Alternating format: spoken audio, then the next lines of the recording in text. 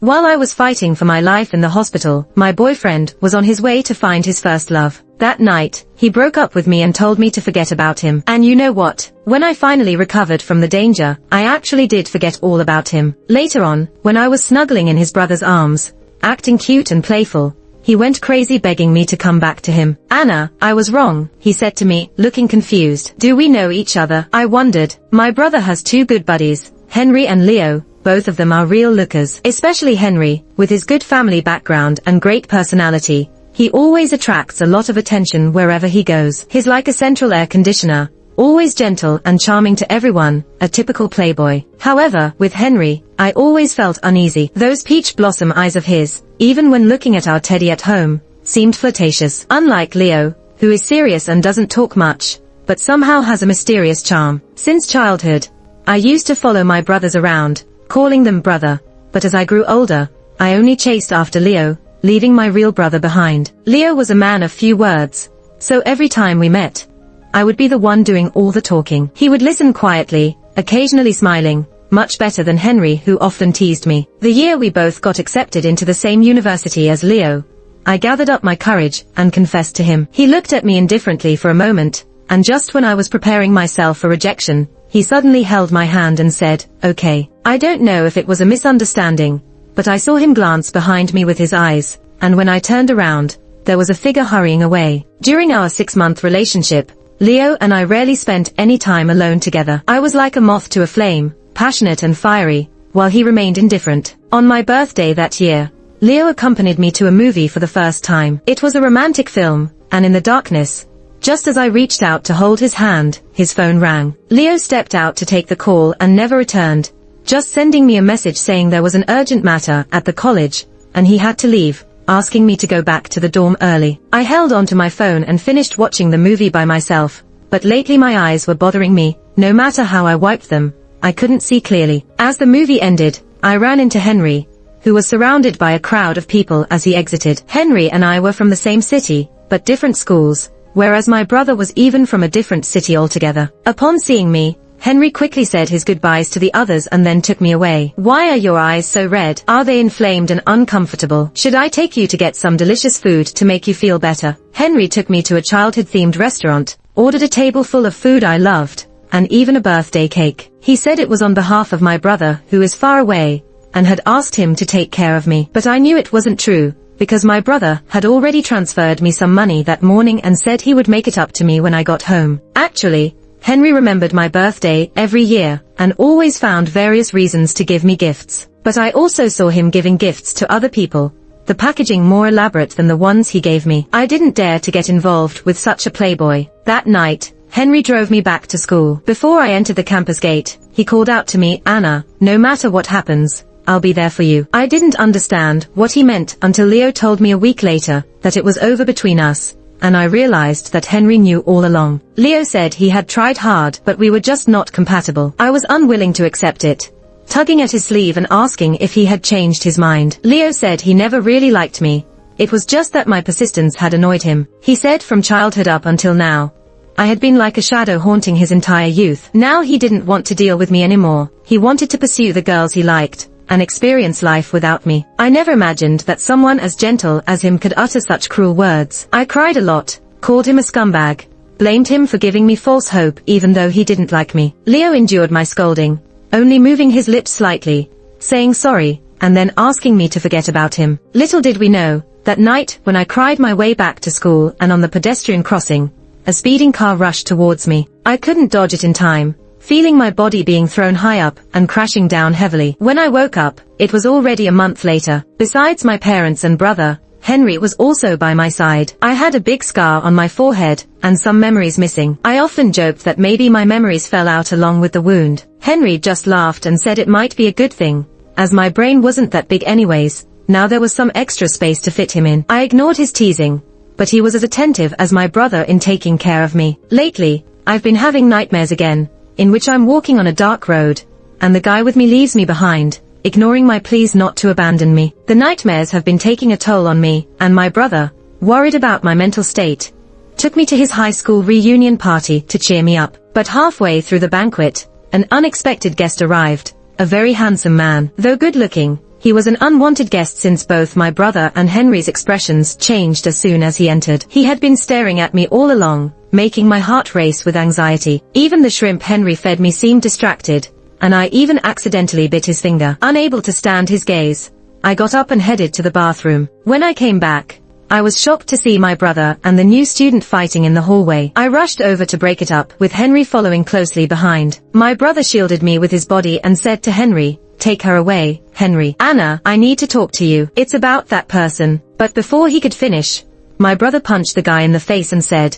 "Do I need to make myself any clearer? We're done, so don't let me see you again." The guy protested, "Mike, this is between Anna and me. Why can't I see her?" I was confused, and when I glanced at Henry, his usually light expression was replaced with seriousness. His clenched fists indicated his anger, and I thought if I hadn't been there, things would have gotten even more violent between him and my brother. "Anna, can you give me some time to talk to you?" Henry asked. My brother wanted to fight, but I held him back. I stepped forward and looked at the guy in front of me, asking, "Do you know me?" He seemed momentarily confused, but before he could respond, Henry pulled me away. I never saw that guy again after that day. Finally, I completed the process to return to studying, and I would be starting my freshman year again. My brother needed to focus on the family business, so the task of taking care of me fell solely on Henry. Despite my insistence that I could take care of myself, Henry insisted on taking care of me. One evening, Henry walked me to the dormitory building, and just as I was about to leave,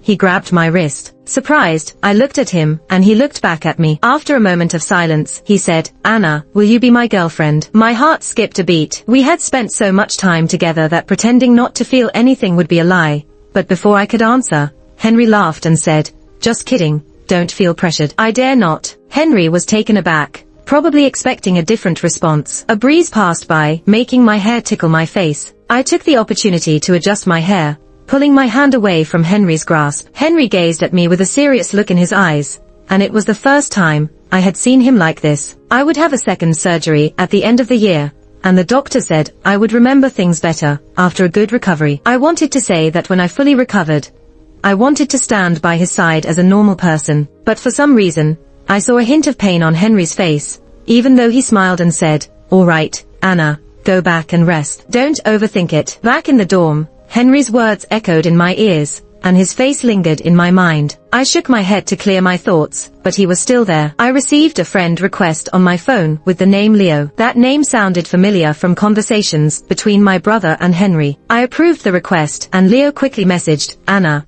I'm below your dorm building." I didn't know how to respond. Leo asked for a chance to explain the past, mentioning our history that I couldn't remember clearly. Taking courage, I went downstairs to meet Leo. He handed me a box, saying, "Your favorite cake." Without taking it, I looked at him and said, "Just say what you need to say." Seeing the cake, Leo smiled bitterly and explained that he had been searching for me after returning to school, and only then found a way to contact me. He knew about my illness and leaving school, but he was unaware of my memory loss. Leo also apologized for the harsh words spoken when we broke up. His mention of a breakup confused me, as I couldn't recall ever being together with him. Leo looked at me in bewilderment, asking, "Anna, what's wrong? Are you still mad at me?" I averted my gaze, knowing Leo was a good friend of my brother and Henry. I had come across a photo of the three of them in a drawer, where I was 13 at the time. Last year, I was in a car accident and had a head injury, leading to memory loss. The cake slipped from Leo's hands suddenly. With a gust of wind, my hair uncovered a scar on my forehead. Leo was shocked, his shaking hand reaching out to touch the scar, asking if it hurt. I instinctively stepped back, causing him to freeze, his eyes filled with hurt. Unable to bear his gaze any longer,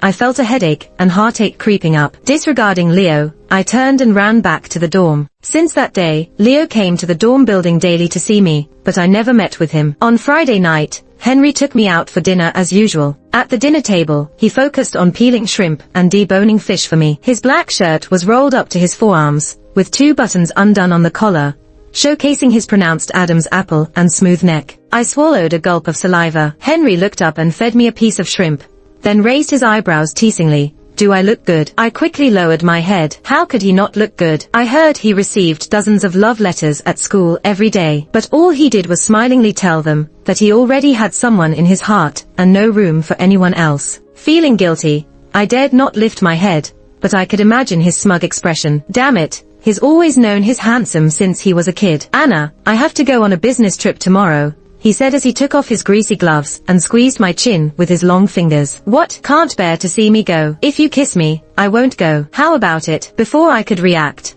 I rolled my eyes and continued to eat my meal with my head down. Henry would be away for 3 days, and it was the first time I felt an emptiness in my heart. I didn't go home over the weekend and stayed with my roommates in the dorm. One of my roommates jokingly asked why my handsome boyfriend hadn't shown up. She was referring to Henry. I laughed, saying he was busy on a business trip. After saying it, even I was surprised to realize that subconsciously, I already considered Henry my boyfriend. Thinking back to when Henry asked me to be his girlfriend before, I was probably willing, right? It's just that I couldn't get past that barrier in my heart. At night, I messaged Henry about what happened during the day, but even after I fell asleep, I didn't receive a reply. I had a restless night and dreamt of that person again. Startled awake, I instinctively wanted to talk to Henry. Opening our chat window, I saw his reply at 2 a.m. Who's such a good talker? I'll treat them to dinner when I get back. Getting his reply finally calmed my heart, but I couldn't fall back asleep. I told him I had another nightmare and was sweating all over. Henry immediately replied, I'm here. Don't be afraid. How about I tell you a story over voice chat? I put on my earphones, and Henry's deep voice resonated in my ears. Through the network, I could even feel his breath on my earlobes. I clenched the bedsheets tightly with both hands and unknowingly, I fell asleep. I didn't realize how tired I was, but Henry was still on the line when I woke up in the morning. Perhaps my movements had startled him, as his voice came through the earphones. Awake. I was taken aback. Did you not sleep all night? No, I woke up early, he said. Looking at the time, it was 6:30 a.m. Anna, I'll be back tonight. Let's have dinner together. Huh, weren't you supposed to be away for 3 days? I asked. My work's done, so I can head back early, Henry replied. Just then, someone seemed to approach Henry as he said, Henry, are you talking to your little girlfriend again? Henry simply responded, yes. She's been upset about me being away. Did he just tacitly acknowledge it? I was stunned. Suddenly, Henry lowered his voice, Anna, I miss you. Before I could respond, the phone went beep and shut down. Feeling lost in the dorm all day, I finally received a call from Henry at 5 p.m. He said my brother would also join us and would be at the school gate in half an hour. I changed into a rarely worn dress and put on some makeup. My roommate said I was already pretty,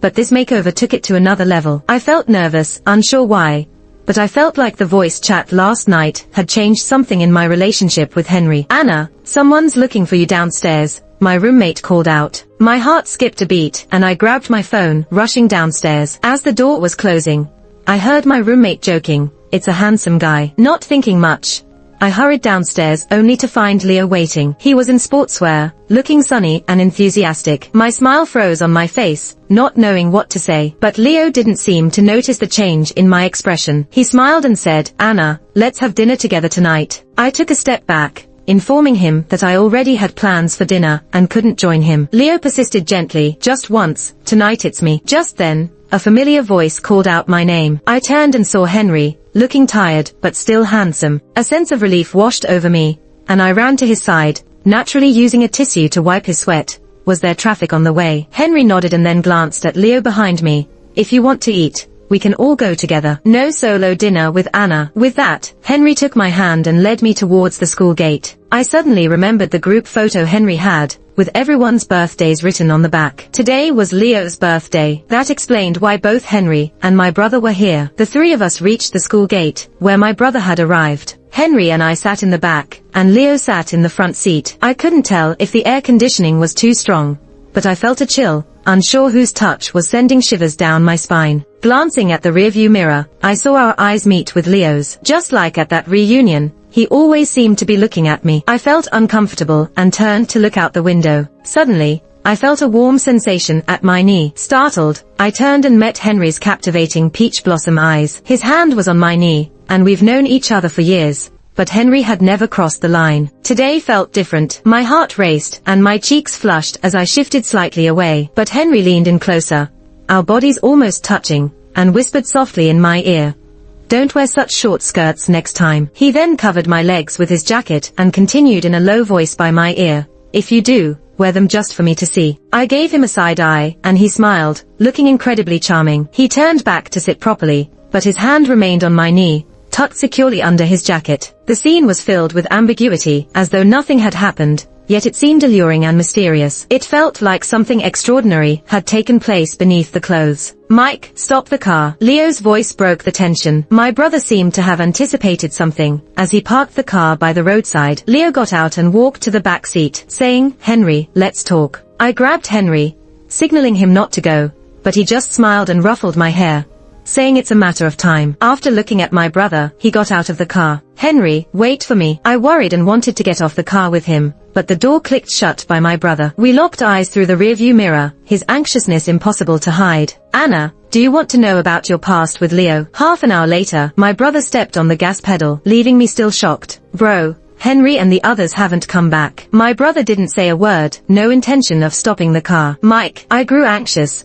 My brother glanced at me and then parked the car by the roadside. "Anna, in that moment, who were you thinking of? Who were you worried about?" Honestly, I was thinking of Henry. He filled my mind. I was afraid he wouldn't find me when he got back, and I was afraid he'd get hurt in a conflict with Leo. But when my brother asked me, my thoughts got jumbled up again. He told me about my past with Leo, from the first time I met him, all those years I followed him, until we broke up, and the night of the accident. My brother said the accident was the fault of the drunk driver, not Leo, but he hurt my feelings, and my brother couldn't forgive him. Despite wanting to bring Leo back from abroad to apologize to me when I was out of danger, my parents said everyone should be held accountable for their actions, and Leo couldn't have predicted this result. Especially after learning that I had forgotten Leo, everyone decided not to tell him. Forgetting him at my most vulnerable moment might have been a gift from heaven. Finally, I understood why there was the same picture in my brother's and Henry's study drawer, tucked away at the bottom, cherished,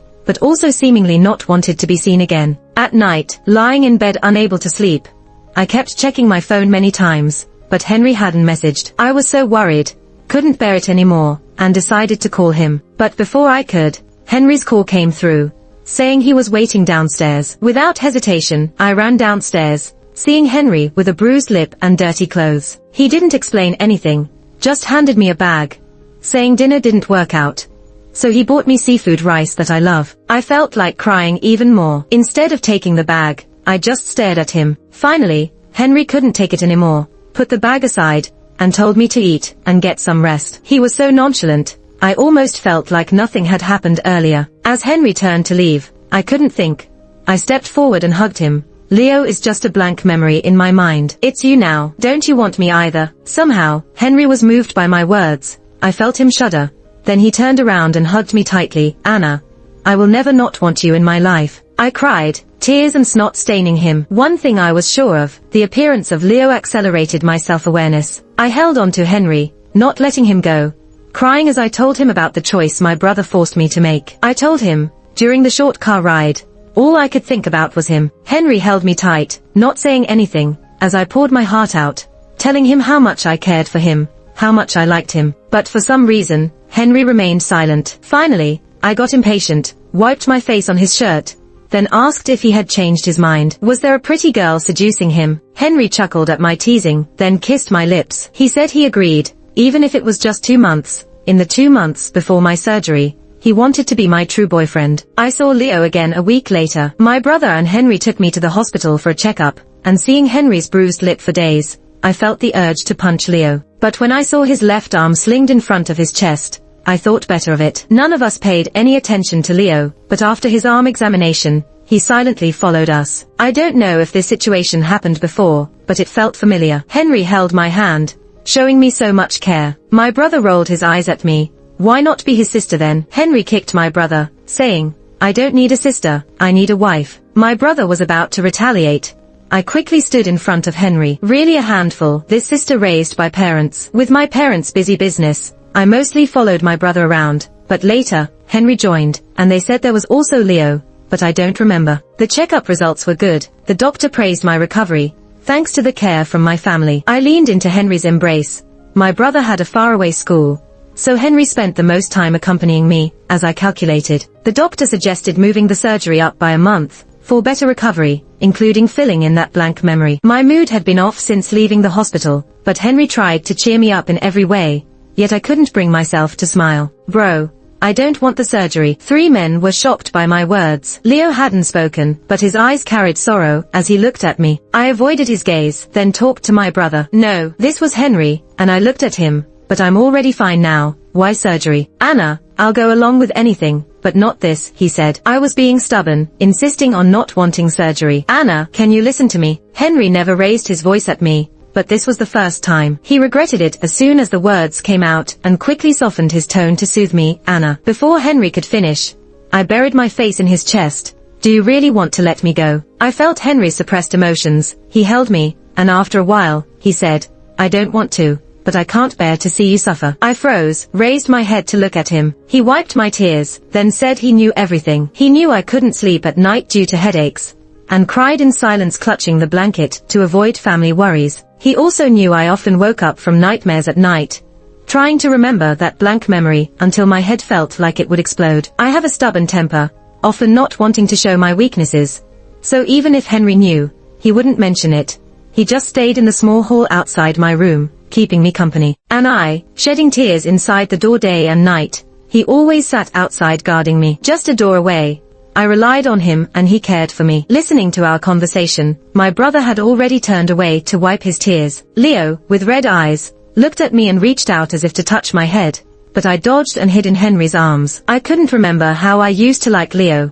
I just knew that I felt most at ease in Henry's embrace. Finally, after persuasion from Henry, my brother, and Leo, I agreed to the surgery a month later. Since I started to feel better, Henry visited my house less often. My brother said he had started to focus on family business, and Henry joked that I ate so much he had to work hard to earn money to support me. It happened to be during the school break.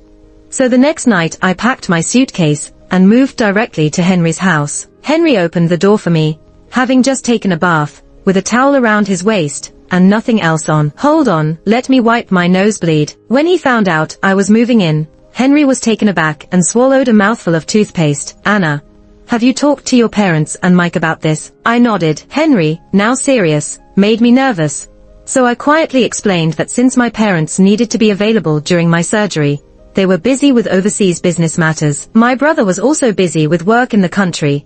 So I said there was no one to take care of me, and I could only stay with him. Henry sighed lightly, helped me settle in, and changed all the sheets in the master bedroom to new ones. I watched him busily from the side, feeling happy inside. My man is really handsome. Okay, you should rest first. I'll go make a call to Mike. After tidying up a few of his own clothes, Henry was about to leave, but I stopped him. Where are you going to sleep? In the guest room. Why? I thought he would understand my intention when I moved in, but now it seemed I wasn't clear enough. Henry, I am your girlfriend. I know. Then why would you sleep in the guest room? Do you think I'm not pretty enough, or am I not attractive to you? I took a step forward. Henry stepped back. I took another step. He stepped back again. Henry, my pride was hurt, so I turned to leave. Henry grabbed me. Anna, if you don't like me, just tell me. I won't bother you. Even though I didn't remember Leo, according to my brother, back then it was me who pursued him. I clenched my fists tightly, afraid to think any further. Suddenly, I felt warmth on my back as Henry hugged me. Anna, I'm a man, a normal man. I was too angry to understand his meaning. Suddenly, Henry pulled me into his arms. I lost balance and hit his chest with my back. For the first time, I was so close to him. Feeling the warmth behind me, my mind went blank. Did you feel it? It's because you are too attractive to me. That's why I dared not. His voice was deep, and as he spoke, he bit my earlobe with his lips, making me shiver. Anna, when you recover from the surgery, if you still feel the same, shall we get engaged? He continued to hold me tightly, moving his lips to the side of my neck, kissing deeply. I knew he didn't want to hurt me, but he was also afraid I might change my mind after regaining my memories. Once I understood his intentions, I didn't dwell on it anymore, turned around to respond to him, and tried my best to show him how much I liked him. In the end, Henry still went to sleep in the guest room, but for some reason, I could hear the sound of running water from the adjoining bathroom for a long time. Finally, the day of the surgery arrived. Since I had to be admitted to the hospital earlier, I stayed at Henry's house for 10 days. At the hospital, my brother gave Henry several stern looks, and I wasn't happy about it. So I pulled Henry behind me. Henry had to reluctantly explain that he really hadn't done anything. My brother gave him a look as if he was trying to deceive a naive person. In the end, I had to step forward and explain, which made my brother finally warm up to Henry. On the day of the surgery, Leo showed up too, but he stayed behind in the crowd, afraid I would get angry if I saw him. I glanced at him and smiled. He looked pleasantly surprised and mouthed the words "good luck" to me. My family accompanied me to the doors of the operating room, my parents' eyes swollen from crying. I smiled and comforted them, saying that their daughter was blessed and would surely come out safely and healthy. I never expected it to be me having the surgery, lying on the hospital bed, comforting my family. I guess I really am strong, right? But I was wrong. The moment Henry appeared in my sight, my eyes immediately welled up with tears. Henry smiled and kissed my forehead. "Don't be afraid, I'm here." From childhood till now, hearing these words has always brought me peace of mind. "Henry, go get an engagement ring, and propose to me when I'm out, okay?" Henry was stunned for a moment and then nodded. "Okay, when you come out, we'll go and register." But Henry, who had always kept his word, broke his promise this time. The surgery went smoothly, and the doctors said I needed to stay in the hospital for another month for observation. As it turned out, Henry did not visit even once during that month. The doctors didn't allow me to use electronic devices, so I couldn't call him, and every time I asked my brother, he just said he was busy, but would come over soon. I knew him well, and I couldn't understand what could make him so busy that he couldn't come to see me even once during my month in the hospital. On the other hand, Leo visited me every day. I watched him being so careful, and it made me feel uncomfortable. I remembered our past, but my heart still belonged to Henry. I tried to explain it to him, but Leo insisted on coming to take care of me every day. He said he missed me too much, so let him take care of me. I couldn't persuade him, so I let him stay, as he always came with my brother, which wasn't awkward. The night before I was discharged from the hospital, I had a deep conversation with Leo. I told him I knew he was with me in the beginning to make his ex-girlfriend jealous, and it reminded me of whose hurried figure leaving that night. I was just too fond of him at that time, even though I knew the outcome. Leo seemed like he wanted to explain, but just ended up saying sorry. I shook my head with a smile, telling him that he just didn't like me, and the subsequent series of accidents shouldn't be blamed on him. Maybe I was too indifferent, but it was Leo who couldn't accept it. He said he would rather I scolded him or hit him. At least that would prove he was still in my heart. However, even after I regained my memories and could still be calm towards him, he finally knew I had completely let go. The little girl who had always clung to him since childhood eventually, as he wished, walked out of his life. But why does his heart ache so much? On the day of discharge, I could finally get my phone. I found out that Henry would send me long messages every day, not like chatting, more like diary entries. He would tell me what he did that day, and when he missed me again. I counted it. Maybe he missed me once every hour. I couldn't help but ask my brother where he was. My brother sighed lightly,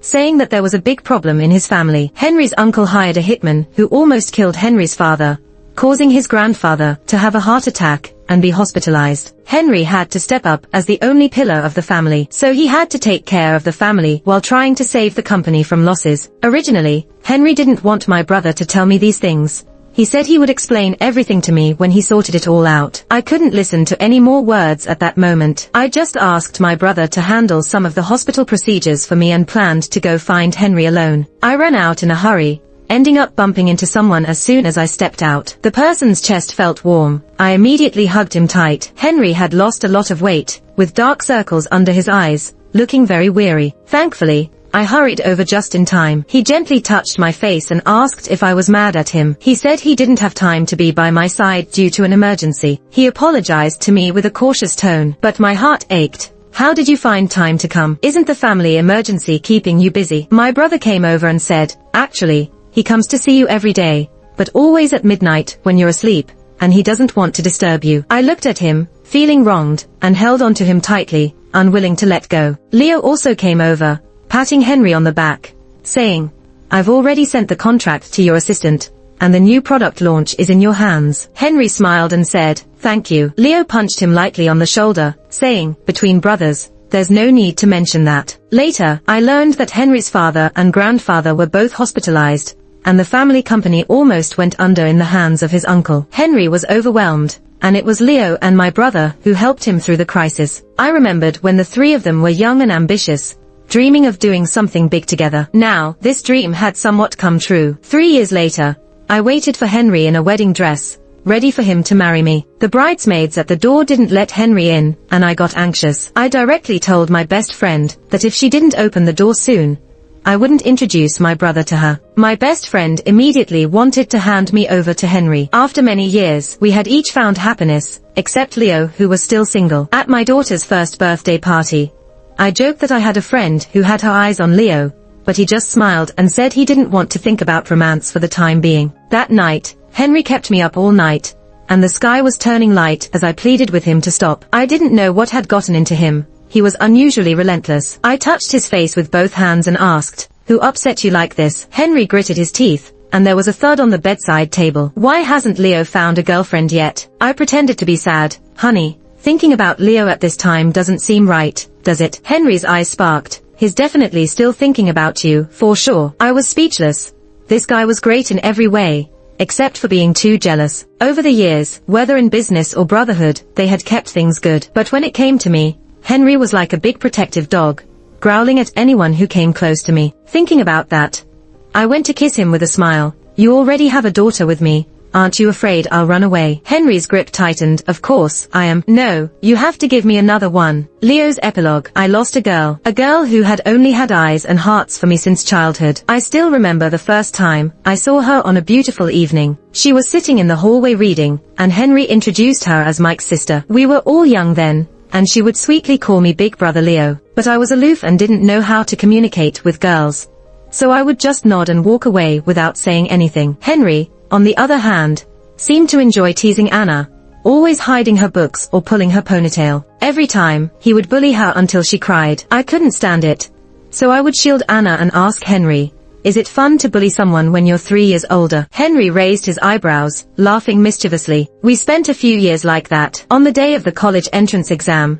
Anna leaned over my desk and said, "Leo, how about I go to the same university as you in the future?" I hesitated, not knowing what to say. I wanted to say no, because the school my crush attended was the same. But Henry, pulling Anna over to his side, said, "Take a good look at the school I'm applying to. Maybe you can consider going there too." Anna frowned and said, "No, why would I go to your school? To continue being bullied? Who will help me when Leo is not around?" "Leo can't help you forever. He'll also find a girlfriend and get married." That was the first time Henry didn't bully Anna, but she still had tears in her eyes. I knew what Anna meant. We were just too young, each with our own goals, never clearly stating our feelings, all bottling up our emotions. In the end, Anna still applied to the same university as me. She remained as warm and radiant as before, while I sank into extreme melancholy, because I had broken up with my crush. I was busy preparing for postgraduate exams, and couldn't celebrate her birthday. A wealthy man, who wanted to sponsor her education abroad, kept pursuing her, and eventually, she agreed out of anger with me. We had a serious argument that night, and Anna came to see me. Her big bright eyes finally revealed her feelings for me, and that she wanted to be with me. I didn't want to agree at first, but seeing my crush in the shadows made me angry, so I held Anna's hand. Anna was obedient, just like when we were kids, never bothering me, but always taking care of my life with familiarity. I sometimes think, maybe this is fine, at least it's stable. Everything changed 6 months later. It was Anna's birthday, and I cancelled many plans to be with her.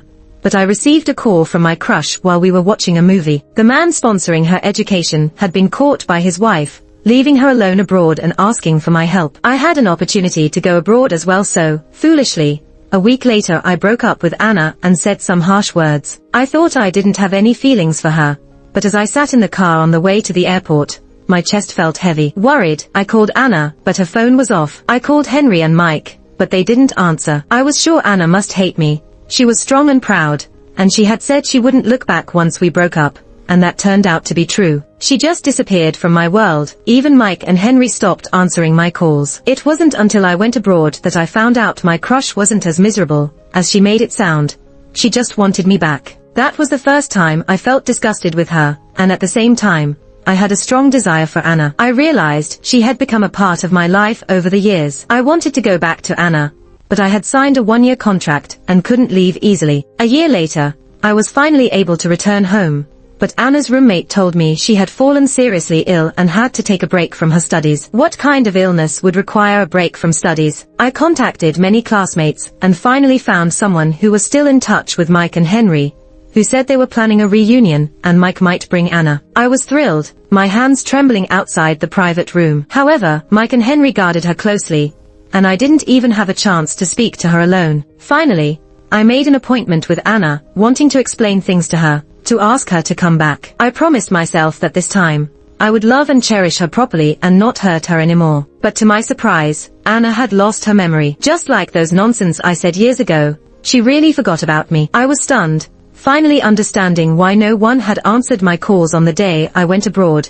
Anna was in the hospital. Anna had amnesia and forgot about me, but she remembered Henry. She clung to him, and her coquettish behavior towards him reminded me of our past. I was furious, and ended up fighting with Henry. I told him it wasn't fair that Anna had amnesia, and that she should be allowed to regain her memories so we could compete fairly for her affections. But Henry, grabbing my collar, growled, her pain, her tears, her life and death struggles. I was there for her. Now you come back wanting to take her away. What right do you have? That hit me hard. What right did I have? But I still held on to a glimmer of hope, waiting for Anna to remember me. However, I was wrong. Anna's surgery was successful, and she remembered me. But all she said was a distant long time no see before constantly asking where Henry was. In that moment, my heart felt like it was being torn apart. I often wondered, did she feel the same pain when we broke up? Anna said it wasn't my fault, that she didn't resent me, but I hoped she would, as if that would prove she still loved me. But in the end, there was nothing. Years later, Anna married Henry. I think if she had married me, I would have loved her just as much. Sometimes I think Anna's heart is so cruel. She doesn't hate or blame me. She just lets me linger in her life. Isn't that the greatest punishment for me? I can't help but look at her. But every time I do, I see her looking at Henry with so much love. A look that was once directed at me. But now, it's only in my dreams.